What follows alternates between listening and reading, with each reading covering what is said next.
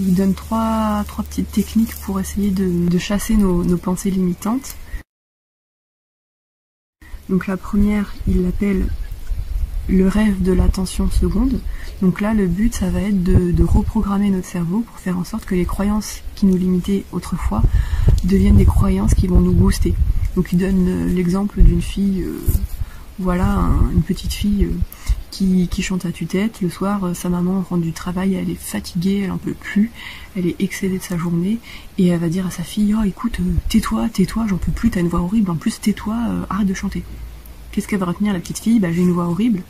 Donc du coup, elle va en faire une affaire personnelle.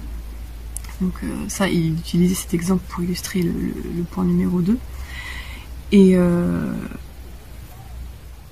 du coup, cette petite fille, elle a une croyance limitatrice. Si ça se trouve, elle chantait pas du tout mal. Si ça se trouve, elle avait pas une voix horrible. C'est juste que sa mère, à ce moment-là, elle avait mal à la tête, elle était fatiguée, elle en pouvait plus. Ça aurait pu être n'importe qui chantait, même la plus grande star du monde. Il lui aurait dit, arrête, tu me saoules. T'as une voix horrible, j'en peux plus de t'entendre. Mais c'est pas forcément pour ça que c'est la vérité. C'est sa vérité à ce moment-là pour elle. Et du coup là, le but du jeu, ça va être qu'elle reprogramme son esprit. Parce que voilà, si 20 ans plus tard on la retrouve et depuis ce jour-là, elle a jamais osé rechanter, eh bien il dit ce qu'elle peut faire, c'est par exemple chanter à nouveau pour elle-même et s'imaginer par exemple qu'une personne va l'applaudir et qui va dire bravo, vous avez une voix magnifique. Et du coup, ça s'apparente un petit peu à la visualisation positive, les pensées positives, etc. À force de s'imaginer ce genre de situation, de scène, son cerveau, petit à petit, va finir par l'enregistrer et le prendre comme la réalité. Donc le but, ça va être de remplacer les croyances qui nous limitaient par des croyances qui vont nous donner confiance en nous. Donc ça, par contre, ça peut être un travail interminable, parce qu'on a toujours, à un moment donné, quelque chose où on n'est pas sûr de nous. Puis encore une fois, s'il suffisait de s'imaginer qu'on nous dit voilà, t'es parfait, t'es machin, pour être hyper heureux dans sa vie, ce serait facile. Mais c'est une petite piste qui peut nous aider à programmer notre cerveau pour faire en sorte de voir la vie autrement.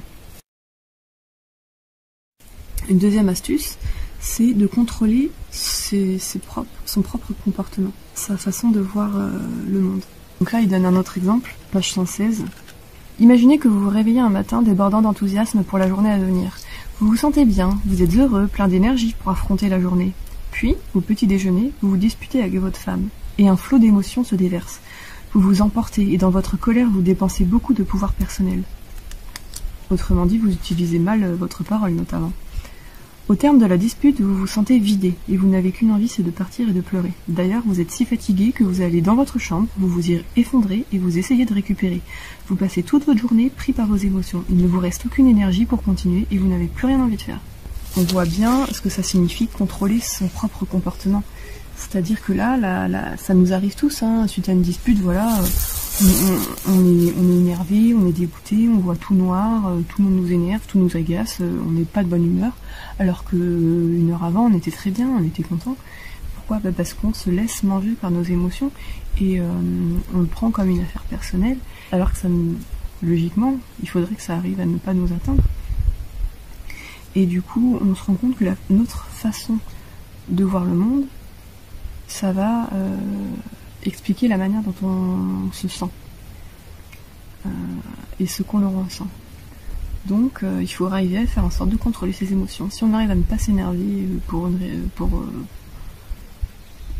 raison X ou Y, alors on reste maître de nos émotions, donc on ne s'énerve pas, on n'aura pas tendance à insulter les gens ou utiliser sa parole à mauvais escient, donc du coup on n'aura pas d'effet miroir, on ne va pas se faire du mal en retour, et c'est aussi une façon de se sentir mieux, ou de conserver sa paix intérieure. La dernière astuce qu'il donne, ça s'appelle embrasser l'ange de la mort. Donc je dis comme ça peut faire un peu peur. Je vous lis le passage, page 119. Si nous allions à l'hôpital et que le médecin nous disait qu'il ne nous reste qu'une semaine à vivre, que ferions-nous ? Comme nous l'avons dit auparavant, nous avons deux choix. L'un est de souffrir et de dire à tout le monde « Pauvre de moi, je vais mourir » et d'en faire tout un drame. L'autre est de profiter de chaque instant pour être heureux, pour faire ce qui nous fait vraiment plaisir. S'il ne nous reste qu'une semaine à vivre, alors apprécions vraiment la vie. Soyons vivants. On peut se dire « Je vais être moi-même, je ne vais plus vivre ma vie en essayant de faire plaisir aux autres. Je n'aurai plus peur de ce qu'ils pensent de moi. Qu'est-ce que cela peut me faire puisque je serai mort dans une semaine? Je serai moi-même. Et là c'est marrant parce que ce livre je l'ai lu après avoir fait la vidéo sur comment j'ai battu la maladie et pourquoi j'ai créé mon entreprise, que vous pouvez voir sur ma chaîne. Et c'est exactement les mots que j'avais utilisés, à savoir si dans 3 mois je suis plus là, qu'est-ce que j'ai envie de faire de ma vie? Et c'est là en fait que vous avez envie de tout casser, de tout péter clairement. Vous avez envie de tout exploser, de croquer tout à pleines dents, et on s'en fout de ce que les autres vont dire, et on s'en fout de et si ça marche pas, et on s'en fout de ci et de ça. On se pose plus de questions, juste on y va. Et c'est ça qui appelle embrasser l'ange de la mort. Donc il y a des personnes qui vont vraiment passer à 2 doigts de la mort, ou qui ont eu des expériences de mort imminente, qui ont vraiment eu des maladies très graves, ou qui sont sortis d'accidents par miracle. Et ces gens-là, ils ont la faculté de voir la vie sous un autre angle et de ne plus trop se prendre la tête et juste de profiter et de prendre ce qu'il y a à prendre. Et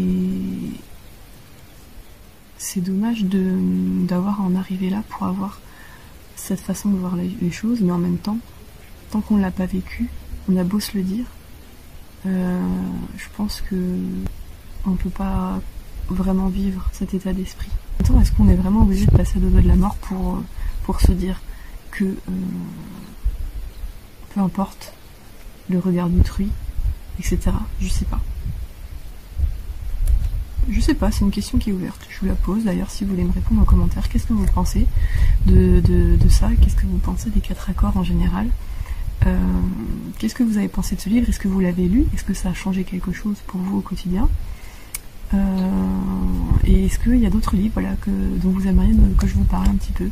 Voilà, n'hésitez pas à me donner votre avis, je serais heureuse qu'on en discute ensemble. Merci d'avoir regardé cette vidéo et puis à bientôt pour la suite.